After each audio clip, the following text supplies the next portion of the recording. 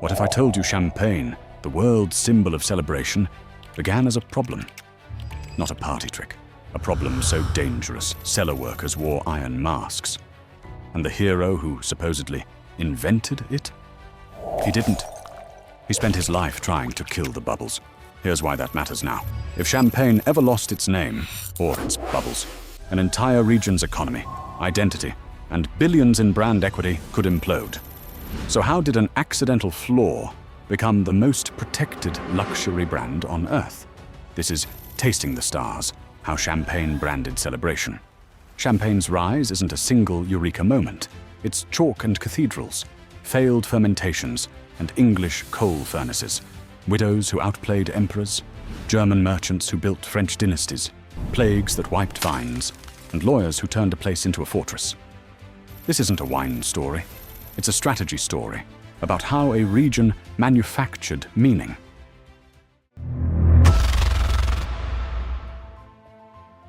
Champagne's destiny starts underfoot. Ancient seabeds pressed into chalk. It drains like a sieve, stores water like a battery, and forces vines to struggle. The result is small grapes, nervy acidity, a flinty, saline backbone you can taste even blind. Romans plant vines. Monks curate slopes. By 987, French kings are crowned in rams, and what fills the goblet is champagne's still wine. Pale, delicate, aristocratic. Trade fairs carry barrels across Europe. The region's name rides with the caravans. But that aristocratic reputation hides a fatal flaw: cold.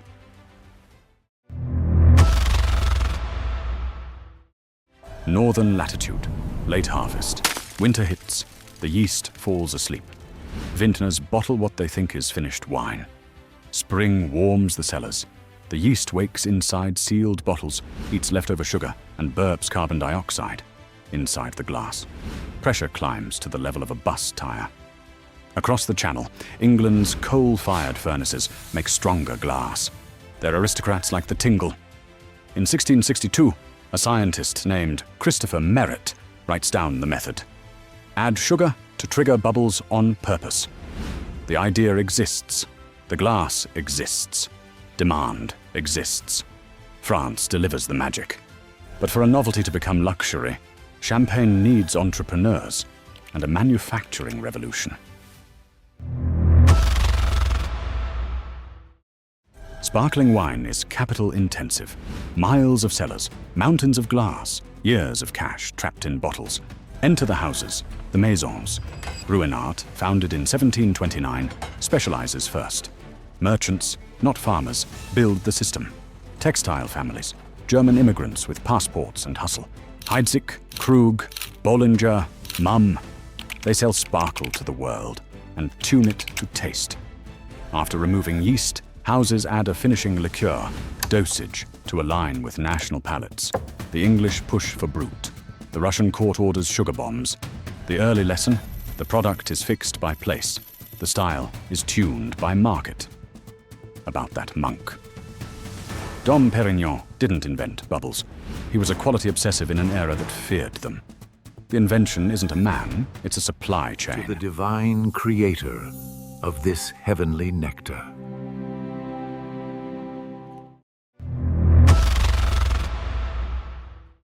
Barbe Nicole Ponsardin, Veuve Clicquot. In 1805, she inherits a fledgling house and a cloudy problem. Dead yeast makes sparkling wine look dirty. Decanting kills bubbles. Her solution is radical simplicity. Define it once, riddling, turning bottles neck down and rotating them a quarter turn daily to force sediment into the neck. Then disgorgement. Freeze the neck. Pop it. Eject a tidy plug of yeast. Top the bottle. Brilliant, repeatable, scalable. Champagne stops being an accident and becomes an industry. 1814. Napoleon falls. She smuggles 10,000 bottles of her 1811 Comet vintage through a naval blockade to St. Petersburg, arriving the night victory parties ignite. Corks fly. A market is captured. But now, nature punches back. Late 1800s, An invisible invader from America, phylloxera, chews France's roots to death. Vineyards wither. The fix feels unthinkable. Rip everything out and graft French vines onto American rootstock. It takes some money, science, and cooperation. Growers and houses form an alliance and rebuild together. Crisis forges culture. As vines recover, imitators multiply. Spanish champagne, California champagne. The brand risks becoming generic. The region fights back the modern way, with borders and bylaws. Define it once. AOC, France's protected origin law. Grapes, yields, lees aging, the traditional method, codified. A watchdog sues the world into submission. Even a luxury perfume called champagne gets shut down. Message delivered. Champagne is one place, one method. The 20th century tries to kill the party. Twice. World wars shred the region. Cellars become shelters. The Russian Empire, once champagne's sweetest client, collapses. Across the Atlantic, Prohibition cuts off America. When the ban lifts, importers and educators must rebuild the market from scratch. Post-war, the cork flies again. Ship christenings, New Year's countdowns, victory parades. The ritual returns. By the late 20th century, America is one of champagne's largest, loudest stages. And beneath the monograms, a quiet rebellion gathers momentum. What happens when the farmers put their own names on the label? A cramped back room at a New York wine shop. Handwritten shelf talkers. On a back label, 2 small letters, RM. The clerk taps the glass. Récoltant manipulant, he says. Grown here. Made here. A wave of grower champagne lands. Wines produced by the people who farmed the grapes. Importers champion new names. Tasting tables swap monograms for villages. You start hearing place names as if they're characters. Boozy and its red fruit power. Avis with chalk-cut citrus. A with spice and muscle. The conversation shifts from branding to sites. This isn't a coup against the houses, it's a pressure test. The Grande Marques still command the skyline. Consistency at epic scale. But the street-level palette goes granular.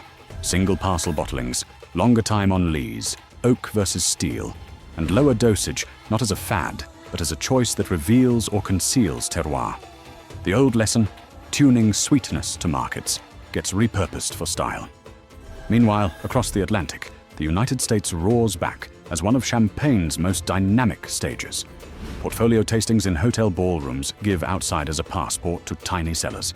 The shorthand RM becomes a flex, and authenticity becomes a flavor. Grower champagne doesn't replace ritual, it complicates it. Celebration learns to speak geek without losing its tux. Let's name the machine that made celebration feel like champagne.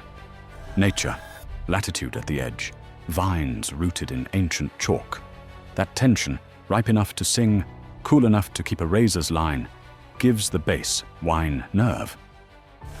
Process, a codified method in the bottle, riddling and disgorgement to make crystal from chaos, lees time as a dial for texture and depth. Taste, dosage as the fader between markets and styles, from the historic sugar bombs craved by czars to the drier profiles demanded by Anglophone palates, proof that the place is fixed, but the finish is negotiable. Law, when imitation threatens identity, the region answers with borders and bylaws. The map hardens. 34,000 hectares, 319 villages, and the rules bite. Grapes, yields, pruning, press fractions, minimum lees aging, the entire method spelled out in black letter. A crisis-forged committee, the growers and the houses on the same side of the table, takes the fight global. Misuses get sued into renaming. A perfume called Champagne disappears. A tapas bar's Campanillo sign comes down. The fortress holds because it patrols. Put together, these aren't anecdotes. They're architecture. English science and glass made sparkle possible. French entrepreneurs and widows made it desirable. The region's lawyers made it scarce. Add a century of marketing ritual and a fresh chorus of growers, and you get something rarer than luxury, meaning you can drink. Step 1. Own a story only you can tell. The ground and the crown, no one can copy either. Step 2. Fix the product at the molecule level. Method, riddling, disgorgement. Time on lees. Method as moat. Step 3. Tune to market without betraying identity. One place, many palettes, one method, many styles. Step 4. Build institutions that outlive you. Houses to sell, committees to guard, lawyers to bite. Step 5. Turn purchase into ritual. The cage, the twist, the hush before the pop, the countdown, repeatable theater. In the end, champagne didn't become the taste of celebration because it tastes like celebration. It became celebration because an entire region conspired to make it feel that way.